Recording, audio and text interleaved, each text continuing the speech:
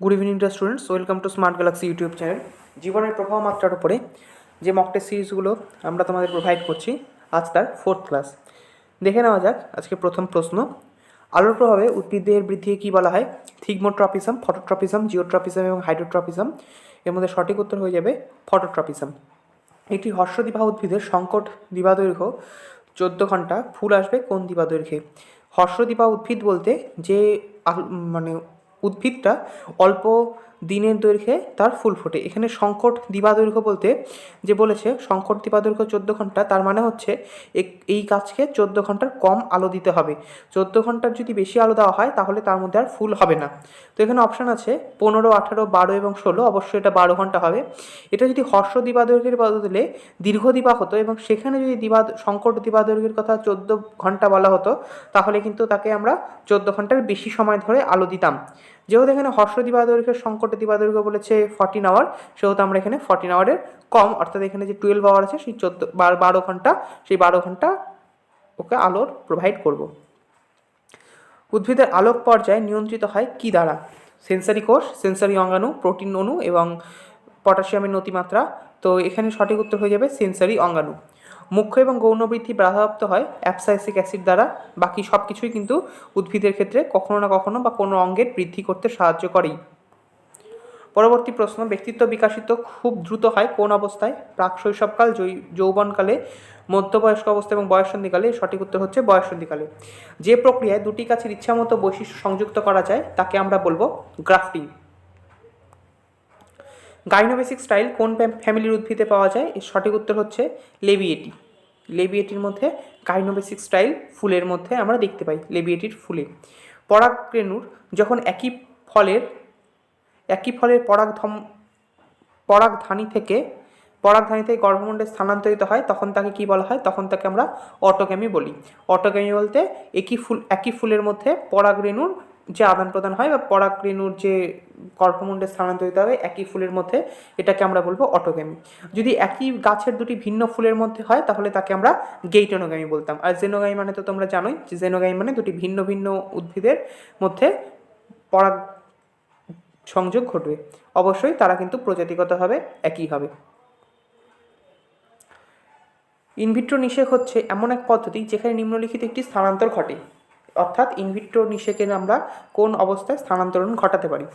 কেবল জাইগোটের, 32 কোষযুক্ত ভ্রূণের, 8 কোষযুক্ত ভ্রূণের এবং জাইগোট অথবা 4 কোষযুক্ত ভ্রূণ। এখানে সঠিক উত্তর হয়ে যাবে আমাদের জাইগোট অথবা 4 কোষযুক্ত অবস্থা। 4 কোষযুক্ত অবস্থাকে আমরা সাধারণত মরুলা দশা বলবো।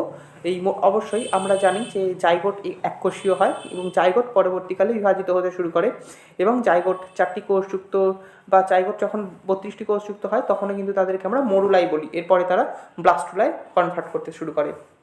তো মৌলা দশায় বা 4 কোষযুক্ত অবস্থায় যেটা, সেই অবস্থায় আমরা তাদেরকে মাতৃদেহে স্থানান্তরণ করব। এককোষী প্রাণীর জনন ঘটে কোন পদ্ধতিতে? এর সঠিক উত্তর হয়ে যাবে অপশান এ।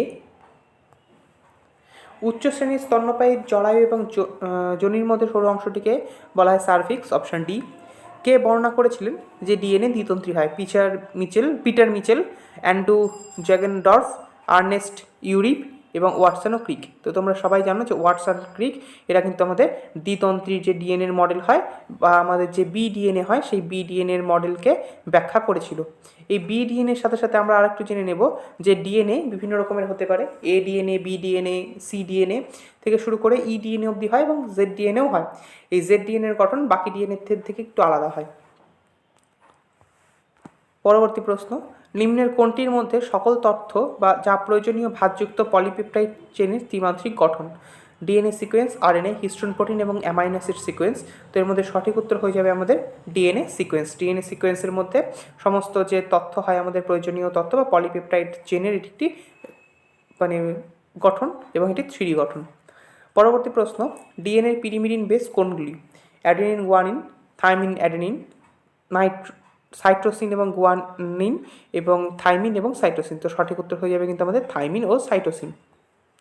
পরবর্তী প্রশ্ন, ডিএনএ দ্বিতন্ত্রীর একটি প্যাচের পরিমাপ কত?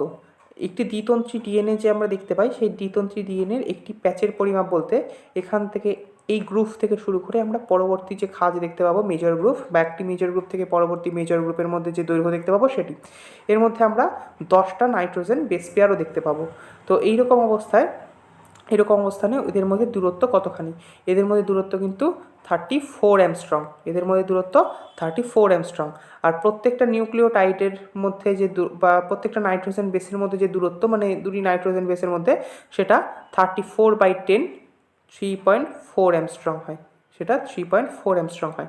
তো এর সঠিক উত্তর, মানে এখানে বলেছে একটি প্যাচের পরিমাণ বলতে এই টোটাল লম্বাটার দৈর্ঘ্য কত, তো এটা 34 অ্যাংস্ট্রম হবে উত্তর। পরবর্তী প্রশ্ন, মানুষের ক্ষেত্রে একটি সাধারণ কোষে ক্রোমোসোমের সংখ্যা কত? খুবই সহজ প্রশ্ন, তোমরা প্রত্যেকেই জানো আমাদের প্রত্যেকটা কোষে ক্রোমোসোম থাকবে হচ্ছে 23 পেয়ার। পরবর্তী প্রশ্ন, ডিএনএ আবিষ্কার করেছিলেন কে? হরগোবিন্দ খোরানা, ওয়াটসন এবং ফ্রান্সিস ক্রিক এবং আলেকজান্ডার ফ্লেমিং এবং জেমস ওয়াটসন এবং হরগোবিন্দ খুরানা। অবশ্যই ওয়াটসন এবং ক্রিক এরা দুজন কিন্তু ডিএনএ আবিষ্কার করেছিলেন। এছাড়াও আমরা ডিএনএ ফিঙ্গারপ্রিন্টের কথা যখন পড়বো, তখন ডিএনএ ফিঙ্গারপ্রিন্ট বা ডিএনএর যে বিভিন্ন ধরনের মিউটেশনের ক্ষমতা, এটা হরগোবিন্দ খোরানা, সে ভারতীয় সায়েন্টিস্ট ছিল, তিনি আবিষ্কার করেছিলেন। পরবর্তী প্রশ্ন, মাইটোসিস কোষ বিভাজন কোন দশায় ক্রোমোজোমের আকার VAL অথবা আই কোষের মতো হয়? এর সঠিক উত্তর কিন্তু অ্যানাফেজ। আমরা যখনই দেখব যে মেটাফেজ দশায় ক্রোমোসোমগুলো দুটো সিস্টার ক্রোমাটিড এরকম থাকে এবং সেটা অ্যানাফেজ দশায় দুই দিকে চলন শুরু করে, তখন যে ধরনের ক্রোমোসোমের মধ্যে সেন্ট্রোমিয়ারটা মাঝখানে থাকে তারা ভি এর মতো শেপে হয়ে যায়, বা যাদের ক্ষেত্রে ক্রোমোসোমটা একটা প্রান্তের দিকে একটু সরে থাকে তাদের ক্ষেত্রে আমরা যে আকৃতির এরকম ধরনের ক্রোমোসোম দেখতে পাই, বা এল আকৃতি হলে তাদেরকে আমরা সাবমেটাসেন্ট্রিক বলবো। একটু প্রান্তের দিকে যদি থাকে তাহলে তাকে আমরা এল শেপের বলবো, আর আই শেপের বলতে টেলোসেন্ট্রিক হবে, তাদের দেখে কিন্তু এরকম ধরনের এক প্রান্তে আমরা সেন্ট্রোমিয়ার দেখতে পাবো। তো এই সবই আমরা অ্যানাফেজ দশায় দেখতে পাই। অ্যানাফেজ দশায় তাদের মধ্যে যে অ্যানাফিজিও চলন ঘটে, সেই মাইটোসিসের অ্যানাফিজিও চলন দশায় আমরা এই ভি, জে বা এল এর মতো গঠনগুলো দেখতে পাই। পরবর্তী প্রশ্ন, ডিএনএ গাইরেজ উৎসেচকটি কোন কাজের সাথে যুক্ত? Protein synthesis, DNA replication, lipid biosynthesis এবং ডিএনএ ড্যামেজ। এর সঠিক উত্তর কিন্তু ডিএনএ রেপ্লিকেশন। ডিএনএ রেপ্লিকেশন কাকে বলে? ডিএনএ রেপ্লিকেশন হচ্ছে সেন্ট্রাল ডগমার একটি পার্ট।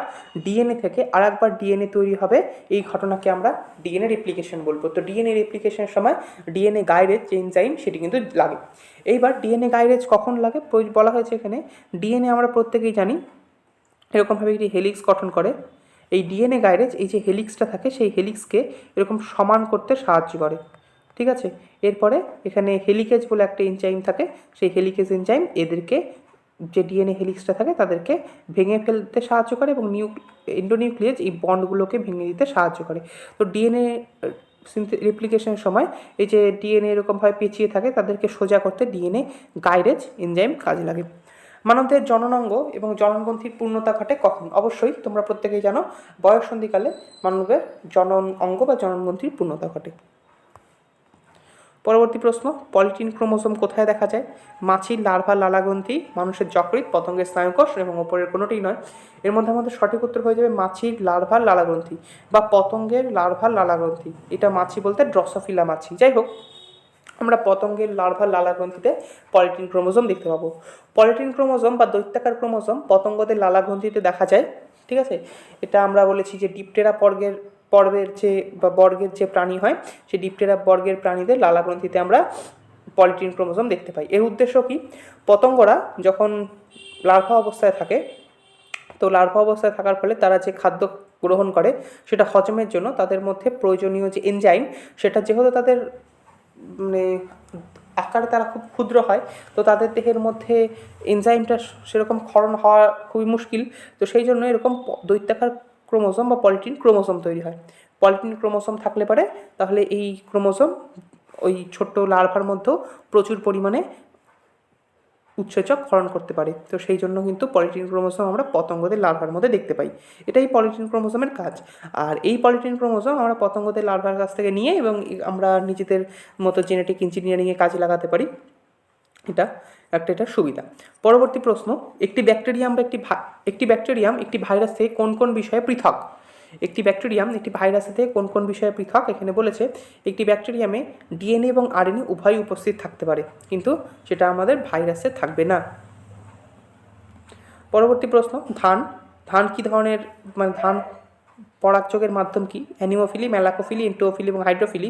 তো এর সঠিক উত্তর কিন্তু অ্যানিমোফিলি, অর্থাৎ বায়ুর দ্বারা পরাগযোগ হয়। এর আগের দিন একটি প্রশ্ন দেখেছিলাম আমরা যে দলবিহীন যে ফুল হয় সেখানে কিসের দ্বারা পরাগযোগ হয়? বায়ুর দ্বারা। এছাড়াও আমরা পড়েছিলাম এর আগের দিন যে ম্যালাকোফিলি মানে শামুকের দ্বারা, বা এন্টোমোফিলি মানে পতঙ্গের দ্বারা, বা হাইড্রোফিলি মানে জলের দ্বারা পরাগযোগ হওয়া। পরবর্তী প্রশ্ন, রেট্রোভাইরাসের আরএনএ এবং ডিএনএ প্রস্তুত করতে পারে। রেট্রোভাইরাসের আরএনএ থেকে ডিএনএ কে তৈরি করে? এর সঠিক উত্তর কিন্তু রিভার্স ট্রান্সক্রিপ্টেজ। রিভার্স ট্রান্সক্রিপ্টেজের মাধ্যমে আমরা এই যে আরএনএ সেটা পুনরায় ডিএনএতে পরিণত হয়। আমরা জানি যে ডিএনএ থেকে আরএনএ পরিণত হয়, ডিএনএ থেকে আরএনএতে কনভার্ট হয়ে যেতে পারে, ডিএনএ আরএনএতে পরিবর্তন হয়, এই ঘটনাকে আমরা ট্রান্সক্রিপ্টেজ বলি বা ট্রান্সক্রিপশন বলি। ট্রান্সক্রিপশনের বিপরীত যেটা হয় সেটা রিভার্স ট্রান্সক্রিপশন। তো রিভার্স ট্রান্সক্রিপশনের জন্য রিভার্স ট্রান্সক্রিপ্টেজ এনজাইম প্রয়োজন। পরবর্তী প্রশ্ন এবং আছে শেষ প্রশ্ন, রেস্ট্রিকশন এন্ডোনিউক্লিয়াস সংশ্লেষিত হয় কোথায়? প্রত্যেক ইউক্যারিওটিক কোষে, ইস্ট এবং ব্যাকটেরিয়ার কোষে, কেবলমাত্র ব্যাকটেরিয়াতে। তো সঠিক এবং সব কোষে। তো সঠিক উত্তর হয়ে যাবে কেবলমাত্র ব্যাকটেরিয়াতে রেস্ট্রিকশন যে উৎসেচক সেটা খরিত হয়। তো আজকে তোমাদের যে প্রশ্ন উত্তরের মক টেস্ট ছিল জীবনের প্রবাহ মাত্রা, আজ তার শেষ মক টেস্ট সিরিজ। আগামী সোমবারে আবার এরকমই একটি সিরিজ নিয়ে দেখা হবে, ঠিক রাত 8:30টায়।